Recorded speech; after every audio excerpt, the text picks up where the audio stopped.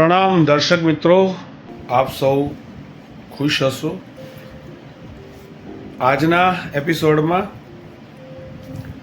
માણસના જીવનમાં સુખ દુઃખ આવતા રહે છે, તો એક જ દિવસના સુખ દુઃખ વિશે ચર્ચા કરીશું। આ વિડીયોમાં સંસારનું નામ સ્વરૂપ શું છે, શુભ ભાવ ઉદાહરણ સાથે, અશુભ ભાવ કોને કહેવાય ઉદાહરણ સાથે, શા માટે અશુભ કર્મબંધ તથા સંસાર વૃદ્ધિ થાય છે, આ બધી વાતોની આપણે અહીંયા ચર્ચા કરીશું। તો લાસ્ટ ટાઈમ આપણે વાત કરી હતી કે કર્મ અને મોહની અસર હેઠળ ઇન્દ્રિય એ રાણીઓના ગુલામની જેમ નાચ્યા કરે છે। આજે વાત કરીએ સુખ અને દુઃખ વચ્ચે સરકવાનું। સંસારમાં જીવનું સુખથી દુઃખ પર અને દુઃખ પરથી સુખ પર સરકવાનું ચાલુ છે। એવી જ રીતે આનંદમાંથી ઉદ્વેગ પર અને ઉદ્વેગમાંથી હરખ પર સરકવાનું ચાલુ છે। આનું નામ સંસરણ એટલે કે સંસાર। આ પણ કર્મ અને મોહની ગુલામી હેઠળ ચાલે છે। એક જ દિવસના પણ સુખ દુઃખ હરખ ખેદ વચ્ચેના કેટલા સંસરણ થયા એ જો તમે તપાસો, આંકડો કાઢો તો ચમકી ઉઠશો। દાખલા તરીકે એક દિવસના સુખ અને દુઃખ, એક સુપર એક્ઝામ્પલ આપ્યું છે કે સવારે ટાઈમસર ઉઠ્યા એટલે સુખ। આમાં એક એક ઘટના જે થાય છે દિવસ દરમિયાન, એમાં મનના ભાવ કેવા થાય છે, શુભ અશુભ, એ ઝીણવટપૂર્વક અહીંયા દર્શાવ્યું છે। અને એના આધારે આપણા આવનારા ભવોના આયુષ્યનું રિઝર્વેશન બુકિંગ થાય છે। બહુ જોજો, બહુ મજા આવશે સાંભળવાની। સવારે ટાઈમસર ઉઠ્યા એટલે સુખ। માની લો કે ઉઠવાનું 8 વાગે હોય ને 8:30 ઉઠ્યા તો ભારે ભારે દુઃખ, પણ જો ટાઈમસર ઉઠ્યા તો સુખ। પણ નાહવાનું પાણી તૈયાર નથી એટલે દુઃખ। માની લો ચલો નાહવાનું પાણી પણ તમને મળી ગયું એટલે નાહ્યા એટલે સુખ, પણ કપડાં બરાબર ધોયેલા ના મળ્યા એટલે પાછું ત્યાં દુઃખ। ત્યાં ચા ને નાસ્તો સારા મળ્યા એટલે પાછું સુખ, પણ દુકાને જવાનું જો મોડું થઈ જાય એટલે દુઃખ। પરંતુ દુકાને બેસતા જ સારો ગ્રાહક મળ્યો ત્યાં આનંદ, પણ પછી કલાક સુધી બીજો ગ્રાહક ના આવ્યો એટલે દુઃખ। વિચારો, રાતે સૂવા જઈએ ત્યાં સુધીમાં આવા કેટલા સુખ દુઃખ પર ભટક્યા કરવાનું। અને ચાહીએ સુખ હો કે દુઃખ હો, એમાં નકરા આર્તધ્યાન સિવાય બીજું કંઈ છે? તો જીવનમાં મોટા દુઃખોની વાત કરીએ કે આ તો થઈ એક જ દિવસની વાત, પણ જીવનમાં એ ક્યારેક કેવા મોટા સુખ પરથી મોટા દુઃખ પર જવું પડે છે। એ જ સીતાજી જે રામ સાથે વનવાસ વેઠી આવ્યા પછી મહેલમાં સામ્રાજ્ઞી બનીને બેઠા હતા, લગભગ પુખ્ત ગર્ભવતી હતા, એટલે કેટલો વિશેષ આનંદ હશે। પણ રામ વડે લોકવચનથી જંગલમાં તજાઈ દેવામાં આવ્યા ત્યારે કેટલા દુઃખમાં મુકાઈ ગયા।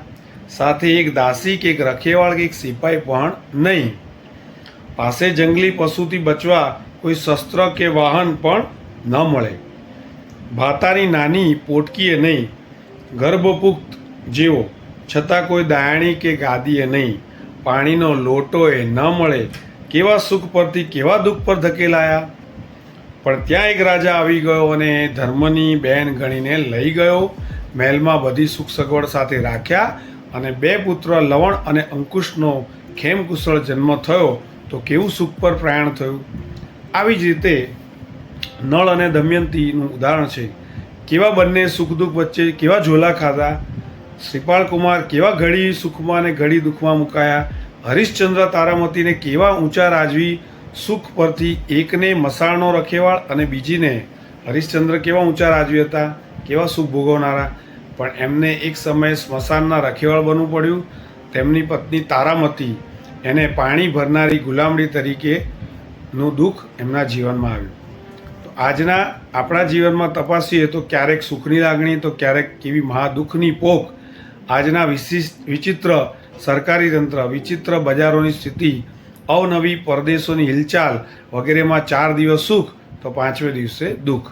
પરાધીનપણે અનિચ્છાએ પણ સુખમાંથી દુઃખમાં થતા સરકવાનું એ જો નજર સામે રહે તો સંસાર કેટલો ખરાબ લાગે. પછી એની ઘટનાઓમાં મન શું બગાડવાનું થાય, ખરાબ ધ્યાન શા માટે થાય.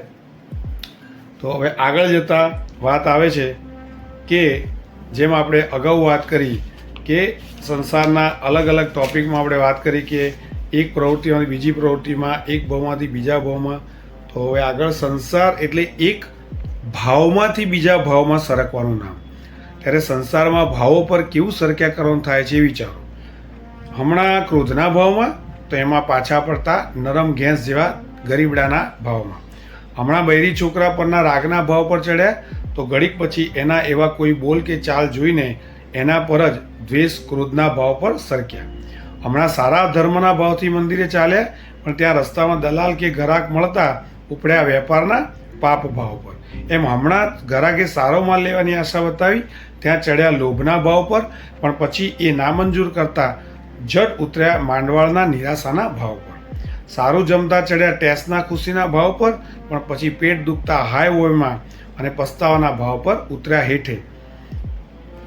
આમ ભાવોના પલટા તો કેટલાય ચાલ્યા કરે છે. એક ભાવ પર સ્થિર નહીં. હૈયે લાગણીઓના તરંગો સમુદ્રના મોજાની જેમ નવા નવા ઉઠ્યા કરે છે અને જૂના અલોપ થઈ જાય છે. પલટાતા સંયોગો, નિમિત્તો અને પરિસ્થિતિ એ ભાવો, લાગણીઓ, સંવેદનાઓમાં જીવોને ગુમાવે છે. સંસારમાં જીવની કંગાળ દશા કેવી છે તેની હવે આગળ વાત આવે છે. સંસાર નામ જ એનું છે. ભાવ, કર્મના ઉદય, પૂદગલ, પ્રવૃત્તિ, સુખ દુઃખ અને ભાવોમાં જીવને સરકાવ્યા જ કરે છે, ભમાવ્યા જ કરે છે. ત્યાં જીવની કંગાળ ગુલામી દશા છે જાણે એનું કોઈ મૂલ્ય જ નહીં, મહત્વ જ નહીં. આવી ગુલામી દશાનું પહેલાં તો ભાન જ નહોતું પણ અહીં જો હવે એ દશા સમજવા મળી અને દેખાયું કે આ દશાને કાબૂમાં નાબૂદ કરી સ્થિર મુક્ત અવસ્થા પ્રગટ કરવાનો અહીં અમૂલ્ય દુર્લભ અવસર મળ્યો છે તો પછી એ કરવા માટે પ્રયત્ન કરવામાં બાકી રખાય. ત્યારે એવા પ્રયત્નમાં પહેલું આ નિશ્ચિત કરવાનું છે કે જો માત્ર ભાવ અને ધ્યાનને બગાડવા પર અશુભ કર્મબંધ અને સંસાર વૃદ્ધિ થાય છે તો શા માટે આવા અશુભ ભાવ અને અશુભ ધ્યાનમાં પડવું. ગમે તેવા સુખ કે દુઃખના સંયોગ આવે પણ મારે દિલના ભાવ અને મનનું ધ્યાન શુભ જ રાખવાનું. ભાવ ધ્યાન શુભ રાખવાનો નિશ્ચય એ પહેલું કર્તવ્ય. બહુ સરસ વાત કરી કે આપણે મનના ભાવ અને આપણા મનની અંદર શુભ ધ્યાન, આ બે વસ્તુ શુભ રાખવાનો નિશ્ચય એ જ આપણું પ્રથમ કર્તવ્ય કામ હોવું જોઈએ. જીવનમાં સવારથી ઉઠીએ રાત સુધીમાં જેટલી ઘટનાઓ થાય છે, જેટલી પ્રવૃત્તિઓ આપણે કરીએ છીએ એ દરેકમાં આ બે વસ્તુ આપણે ધ્યાન રાખવી જોઈએ. જો આપણે ભવાંતરમાં આત્માની શુદ્ધિ જોઈતી હોય, આત્માની વિશુદ્ધિ જોઈતી હોય, કાયમી જન્મ મરણના ફેરા ટાળવા હોય, શાશ્વત સુખ કે જેની અંદર આપણે કોઈ જાતના પાપ સ્થાનક આવે નહીં, રાગ ન થાય, દ્વેષ ન થાય, એના માટે મનમાં હંમેશા ગમે એટલી ખરાબ પરિસ્થિતિ આવે તો પણ ભાવ શુભ રાખવાનો છે. બીજું, મનનું ધ્યાન એ આત્મા તરફ રાખવાનું છે, બહારની સાઈડ નથી રાખવાનું. ધ્યાન છે એ પણ શુભ રાખવાનું. તો એ જ આપણું પહેલું કર્તવ્ય છે. તો હવે આપણે આ વાત કરી પણ શુભ ભાવો કોને કહેવાય, કયા કયા ભાવને શુભ ગણવા અને કયા કયા ભાવને અશુભ ગણવા, તો ચાલો એની વાત કરીએ. તો કહે છે શુભ ભાવોની યાદીમાં શું શું આવે તો કે વૈરાગ્ય, ઉપશમ. આપણે અગાઉ ઉપશમની વાત કરી છે કે કોઈ પણ પ્રતિકૂળ, વિપરીત, ઉલટા સંયોગો અથવા તો વ્યક્તિ જે કંઈ વર્તન આપણી જોડે કરે છે તેની સામે અપ્રભાવિત, આપણને કશું બહાર બી ના અડે ને અંદર બી ના અડે. તો આવા વિષમ, ખરાબ, પ્રતિકૂળ, ઉલટા પરિસ્થિતિમાં વ્યક્તિ હોય કે સંયોગ હોય એની અંદર અપ્રભાવિત રહેવાની કળા કહો કે અપ્રભાવિત રહેવાની તાકાતને જૈન દર્શનમાં ઉપશમ ભાવ કયો છે. તો વૈરાગ્ય, ઉપશમ ક્ષમા, નમ્રતા, પછી જીવો પ્રત્યે કેવું હોવું જોઈએ? મૈત્રી, મિત્રતા, કરુણા, તેના માટે લાગણી, દયા, ગુણાનુરાગ, તેના સામેવાળાના ગુણનો અનુરાગ કે આટલો સરસ ગુણ છે તો મારામાં ક્યારે આવશે. અચ્છા, જીવ માટે આપણે વાત કરીએ તો જળ પ્રત્યે બી વાત કરીએ તો જળ પ્રત્યે ઉદાસીનતા એટલે કંઈ પણ કોઈ જળ પૂતગલ કે જળ વસ્તુથી આપણને નુકસાન થાય છે. ગાડી ચોરાઈ ગઈ, ગાડી બળી ગઈ, પૈસા કોઈ લઈ ગયું, કોઈ આપણને ચીટિંગ કર્યું, તો આવી જળ વસ્તુઓ છે, બંગલો છે, ગાડી છે, એ બધા માટે જરૂર પૂરતો જ ઉપયોગ કરવાનો છે. ઉદાસીનતા એટલે બહુ છકી નથી જવાનું, વાહ મારો બંગલો, વાહ મારી ગાડી, એવું નથી કરવાનું. ન રાગ ન દ્વેષ. જળ પ્રત્યે ઉદાસીનતા, નફરત, પરલોક ભય, આવતા ભવે મારું ખરાબ ન થાય, આવતો ભવ કોઈ નરકનો કે તિર્યંચ એટલે કે પશુ પંખીમાં ના જતો રહે આપણો આત્મા, એના માટેનો સતત ભય. કારણ કે એ બધું જ આપણે બચાવી શકીએ, ત્યાં ન જઈએ એના માટે અહીં શું કરવું જોઈએ, મનુષ્ય ભાવ મળ્યો છે એના માટે એ બધું ધ્યાન રાખીએ તો આપણને નરક ગતિ અને તિર્યંચ ગતિ આપણે રોકી શકીએ છીએ. પછી બીજું, દેવ ગુરુ પ્રત્યે પ્રીતિ ભક્તિ. દેવ અને ગુરુને આપણે મળવા જઈએ, રસ્તામાં આપણે મથેણ વંદામી કહીએ, એમની તબિયત સારી છે કે નહીં એના માટે જઈએ, વ્યાવચ પણ કરીએ, એમને ખૂટતી વસ્તુ કોઈ પણ લાવી આપીએ, તો એમના દરેક કામ કરીએ, પૂછવા જઈએ, સાતા પૂછવા જઈએ, વંદન કરવા જઈએ. તો દેવ ગુરુ પ્રત્યે પ્રીતિ અને ભક્તિ કરવાની છે એમની. અને ગોચરી વરાવી એ પણ આપણે એમની ભક્તિ જ કરીએ છીએ. એમને દવા લાવી આપીએ જરૂરી, તો આપણે પ્રસંગે એમને જ્યારે વંદન કરવા જઈએ ત્યારે આપણે અચૂક પૂછવું જોઈએ, સાહેબજી દવાનો ખપ છે, સાહેબજી પાત્રાનો, કોઈ પણ કાબળીનો, કંઈ પણ વસ્તુનો આપણે ખપ પૂછવો જોઈએ. તો એ પણ આપણો દેવગુરુ પ્રત્યે પ્રીતિ અને ભક્તિ છે. પછી જીન વચન, શ્રદ્ધા. પરમાત્માનું વચન હું પાળી નથી શકતો પણ એ સાચું છે, માત્ર એ જ સાચું છે, એવી શ્રદ્ધા હોવી જોઈએ. દુષ્કૃત્રનો પશ્ચાતાપ. દુષ્કૃત ખરાબ કામ કરવાનો પશ્ચાતાપ હોવો જોઈએ આપણને. આત્મા ડંખવો જોઈએ. જીભથી બધાની સામે ન સ્વીકારી શકીએ પણ ગુરુ પાસે એ કહી જેટલા તીવ્ર ભાવથી, તીવ્ર રસથી જે તે પાપ સેવ્યું હોય તે તેટલા જ તીવ્ર વેગથી આંખમાં આંસુ સાથે ગુરુદેવ પાસે આલોચના લઈએ, પ્રાયશ્ચિત લઈએ, પસ્તાવો કરીએ, તો એ ખરાબ કરેલા દુષ્કૃતનો પશ્ચાતાપ. એટલું જ સામે સુકૃત અનુમોદન. કોઈ પણ વ્યક્તિ સારું કાર્ય કરે છે તો એની આપણે અનુમોદના, પ્રશંસા કરીએ અને આપણે કરેલા પાપ પર ધૃણા, નફરત કરીએ, વગેરે વગેરે બધું શુભ ભાવ કહેવાય છે. ફરી એકવાર, શુભ ભાવમાં શું શું આવે? વૈરાગ્ય, ઉપશમ, ક્ષમા, નમ્રતા, જીવો પ્રત્યે મૈત્રી, કરુણા, ગુણાનુરાગ, જળ પ્રત્યે ઉદાસીનતા, નફરત, પરલોક ભય, દેવગુરુ પર પ્રીતિભક્તિ, જીન વચન શ્રદ્ધા, દુષ્કૃતનો પશ્ચાતાપ અને સુકૃતનું અનુમોદન અને પાપની ધૃણા, નફરત. તો આ વાત થઈ શુભ ભાવોની. હવે અશુભ ભાવોમાં શું શું આવે છે? તો કે છે રાગ, દ્વેષ, કામ, ક્રોધ, લોભ, વૈર, મદ, માન, આકાંક્ષા, માયા, મમત્વ, હિંસા આદિ પાપ. પ્રીતિ, પાપ માટે પ્રીતિ હોય, પ્રેમ હોય. નિર્દયતા, ઈર્ષા, બીજાની આપત્તિમાં રાજીપો, દેવગુરુ ધર્મ પર અભાવ, કુસૂત્ર અને ઉન્માર્ગની બુદ્ધિ, વગેરે વગેરે. આ બધા અશુભ ભાવો છે, રાઈટ. તો હવે આપણે જે અશુભ ભાવની વાત કરી, તો અશુભ ભાવ થાય તો એવી રીતના અશુભ ધ્યાન પણ થાય. તો એ અશુભ ધ્યાનને અટકાવવા શું કરવું જોઈએ? તો કે છે 1. દિલને અશુભ ભાવોથી બચાવી લેવાય. 2. શુભ ભાવોનો ખૂબ અભ્યાસ રખાય. 3. સારા સારા વિચારો કરતા રહેવાય. 4.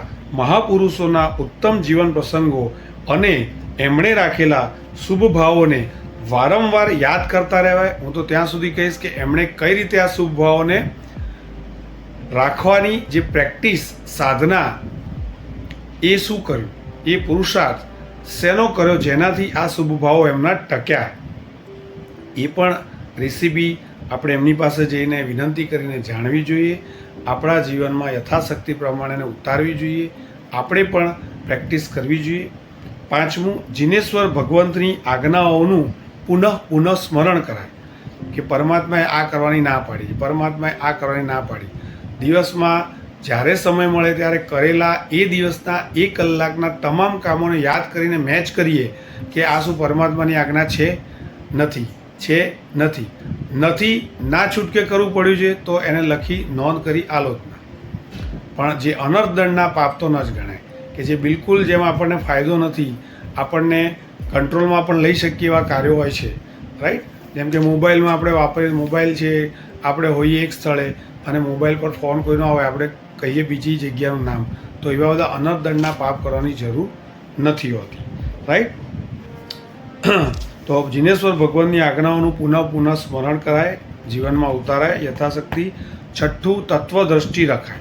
તત્વની દ્રષ્ટિ એટલે તત્વ પરમાત્માએ કીધેલા જે વાક્યો છે એમાં બહુ જ ઊંડાણપૂર્વકના માર્મિક વચનો, જે આપણને ન ખબર પડે, પર્ટિક્યુલર નોટ બનાવી જે તે નજીકના સાધુ ભગવંત હોય, આચાર્ય ભગવંત હોય, વંદનાર્થે જઈ એમને રિક્વેસ્ટ કરી એમનો આ તત્વ આપણને સમજાવવાનો એમનો ટાઈમની એપોઇન્ટમેન્ટ લઈ અને આપણે ત્યાં એ આપણું કરેક્શન કરીએ તો એ તત્વ આપણને સરળતાથી ઉતરી જાય. એક વસ્તુ છે, આપણું માનવું એ જ મિથ્યાત્વ છે, આપમતી એ જ મિથ્યાત્વ છે. મિથ માન્યતા અને મિથ્યાત્વ, રાઈટ. તો એ પરમાત્મા સાથે મેચ કરવાનું. આપણું જ્ઞાન ન હોય, એટલી સદબુદ્ધિ ન હોય તો આપણે ગુરુદેવનું આલંબન લઈ એમની સાથે ચર્ચા કરીએ કે આ કાર્ય મેં કર્યું તો આ પરમાત્માની આજ્ઞામાં છે, નથી તો મેં કેમ કર્યું, કેટલા રસથી કર્યું, શા માટે કર્યું, ના છૂટકે કર્યું કે એમને લોકોને દેખાડવા કર્યું, એ બધાથી નક્કી કરી અને ગુરુદેવ આપણને ઉચિત દંડ આલોચના પેટે આપે એ આપણે સ્વીકારી અને ધર્મ તરફ આગળ વધાય. તો આ રીતે અશુભ ધ્યાનને અટકાવવા માટે આટલા કારણો એ લખ્યા છે. તો જીવનમાં પ્રસંગો અને સંયોગો તો આવ્યા જ કરવાના છે, એમાં તે સમયે શુભ ભાવ કેવા રાખી શકાય એના તરફ મનની ચોંટ જોઈએ. પ્રસંગ એકનો એક, પણ એના પર શુભ ભાવે કરી શકાય, અને જો આવડત ન હોય તો અને જો પરવા ચિંતા નહીં તો અશુભ ભાવ જગમગાવવાનો. એક જ નિમિત્ત સંસારમાં મનુષ્યને મળે છે, તે રીતે સંન્યાસમાં, દીક્ષા જીવનમાં, સંયમ જીવનમાં એ જ સેમ નિમિત્ત સાધુ ભગવાનને મળે છે. તો એ લોકોની તત્વદ્રષ્ટિ સરસ હોય છે, ક્લિયર હોય છે કોન્સેપ્ટ, માટે એ લોકો એમાં ચિંતા આર્ત ધ્યાન એવું કરતા નથી. જ્યારે આપણે સંસારીને હાઈવે પહેલાં થઈ જાય છે, બિકોઝ આપણને ઘટના કેમ ઘટી છે, એ ઘટના ઘટ્યા પછી ના વિચારો આપણે ક્યાં લઈ જશે, આવી કોઈ જ સમજ હોતી નથી. તો જેટલા નિમિત્ત સંન્યાસીને છે એટલા જ નિમિત્ત સંસારીને છે. તો એ નિમિત્તોનું યોગ્ય ઉપયોગ કરી અને એને કર્મ નિર્જરા માટે કઈ રીતે વપરાય તે નજીકમાં રહેલા સાધુ ભગવાન પાસે સમજવાનું રહે. એ રીતે ધારો કે ઉદાહરણ આપ્યું છે, દાખલા તરીકે આજે મોંઘવારી ભારે છે, એના પર ચિત્ત જતા હાઈવે, સરકાર, બજાર વગેરે ઉપર દ્વેષ, પૈસા પર અતિશય રાગ ઇત્યાદિ અશુભ ભાવો જાગે છે. તો એને રોકવા માટે શું વિચારાય, કઈ તત્વદ્રષ્ટિ રખાય, તેનો ઉલ્લેખ આપણે નેક્સ્ટ વિડીયોમાં કરીશું. આપણે અહીં ધ્યાન અને જીવન ભાગ 2 પરમ પૂજ્ય ન્યાય વિશારદ આચાર્ય ભગવાન ભુવનભાનુ સુરીશ્વરજી મહારાજા લિખિત આ પુસ્તક વાંચી રહ્યા છીએ. તેમાં અત્યારે આપણે 156મો સવાલ બનાવી અને એનો જવાબ આપી રહ્યા છીએ. અને આગળ પણ આપણે ટોટલ હજી સુધીમાં ભાગ 1, 2 ને વાંચીને તેમાંથી 900 જેટલા એપ્રોક્સિમેટલી સવાલો ઊભા કર્યા છે અને એના જવાબો એ 1 by 1 આપણે દરેક વિડીયોમાં મૂકીએ છીએ, અગાઉ પણ મૂક્યા છે. જો આપણે આ સાહેબજીએ લખેલી પુસ્તક કરોડો માણસના દિલ આત્મા સુધાર્યા છે, અને તમને સારું લાગે તો કોમેન્ટ કરજો. ખાસ તો અલગ અલગ પ્લેલિસ્ટ પણ બનાવીએ છીએ આપણે સાહેબજીની બુક વાંચીને. એંગર મેનેજમેન્ટ, ઇગો મેનેજમેન્ટ આવા ટાઇટલ મૂકીને આપણે મૂકીએ છીએ. અને અમારા જીવનમાં ઘણો ફરક પડ્યો છે, તો આપ સૌને પણ એ જ ફાયદો થાય એ ધ્યેયથી આપણે આ પુસ્તક વાંચીએ છીએ. તો આશા રાખું છું જીનાજ્ઞા વિરુદ્ધ તે છતાં પણ કોઈ પણ ભાવથી, ધ્યાનથી ઉત્સુત્ર પ્રવૃત્તિ થઈ હોય બોલવામાં, ઉચ્ચારમાં, તો તેવી રીતે મિચ્છામિ દુક્કડમ. આગલા નવા એપિસોડમાં આપણે મળીશું. ત્યારે જે હાઈવોય થાય છે તકલીફમાં, આપત્તિમાં, માર્કેટમાં પૈસા નથી આવતા કે કોઈ પણ ટેન્શન હોય છે, એની અંદર એક આત્મા જેના પર કોઈ અવગુણ નથી, જેટલા અવગુણો છે, જેટલા પાપ છે એ આપણે ઊભા કર્યા છે. આત્મા સ્ફટિક જ જેવો ક્રિસ્ટલ ક્લિયર છે. તો એ આત્માની તત્વદ્રષ્ટિ શું વિચારવું જોઈએ, જેમાં આપણને અંદર કંઈ નડે નહીં, નવા કર્મો બંધાય નહીં અને આપણે સહન પણ કરી શકીએ, સમાધિ પણ રહે. તો એની વાત આપણે આવતા વિડીયોમાં કરીશું. તો આ સાથે અહીંયા વિરમું છું. પ્રણામ. જય આદિનાથ.